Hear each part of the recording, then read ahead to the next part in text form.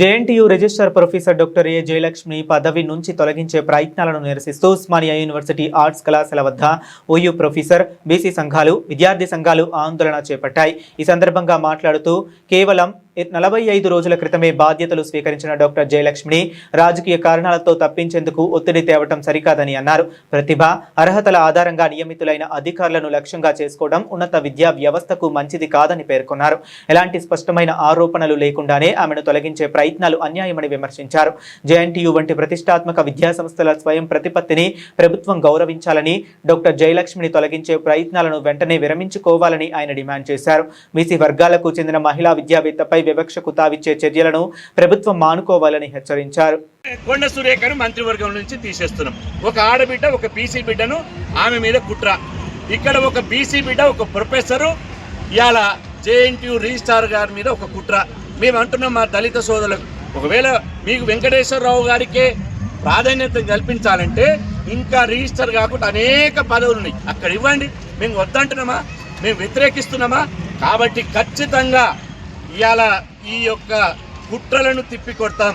ఖచ్చితంగా బీసీలలో ఉన్నటువంటి మహేష్ కుమార్ గౌడ్ గారు ఇప్పటికే వారు మాట్లాడడం జరిగింది, హనుమంతరావు గారు మాట్లాడడం జరిగింది. ఏది ఏమైనప్పటికీ ఇవాళ ప్రొఫెసర్ జయలక్ష్మి గారు ఒక వ్యక్తి గారు, ఆమె బీసీ సమాజానికి ఒక ఆత్మగౌరవ ప్రతీక. ఇది ఇవాళ 2 కోట్ల మంది బీసీలకు సంబంధించినటువంటి విషయం. కాబట్టి ఖచ్చితంగా ఆమెను కొనసాగించాలి.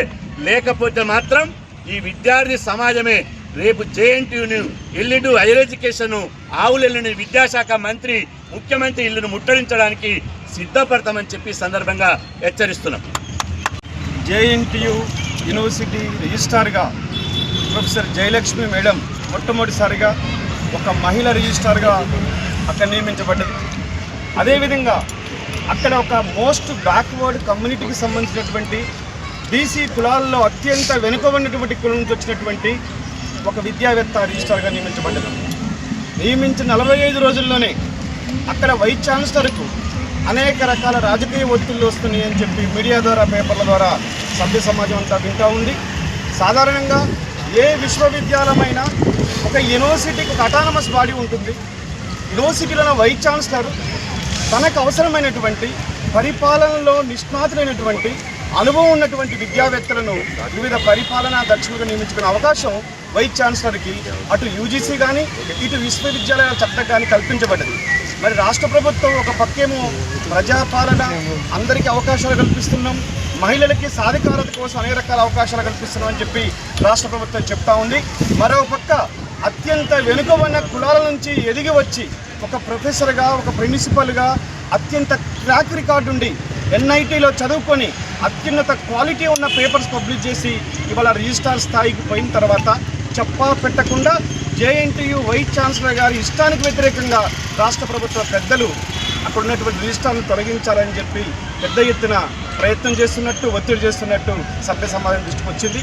కాబట్టి ఇవాళ విశ్వవిద్యాలయాల్లో పనిచేస్తున్న బీసీ ప్రొఫెసర్లు అందరూ కూడా తెలంగాణ రాష్ట్రంలో ఉన్నటువంటి ఉస్మానియాతో పాటు, జేఎన్టీతో పాటు, కాకతీయతో పాటు అన్ని విశ్వవిద్యాలయాల్లో పనిచేస్తున్న ప్రొఫెసర్లు, మరీ ముఖ్యంగా బీసీ ప్రొఫెసర్లు ఆలోచించాల్సిన సమయం వచ్చింది. ఒక పక్క పాలకవర్గ పార్టీ అని చెప్పబడే కాంగ్రెస్ పార్టీకి అధ్యక్షులుగా మహేష్ కుమార్ గారు ఉంటారు. రాష్ట్ర ప్రభుత్వం అనేక మంది బీసీ పెద్దలు కీలక పదవుల్లో ఉంటారు. ఇక్కడికి వచ్చేసరికి ఒక అత్యంత వెనుకబడిన తరగతులకు సంబంధించినటువంటి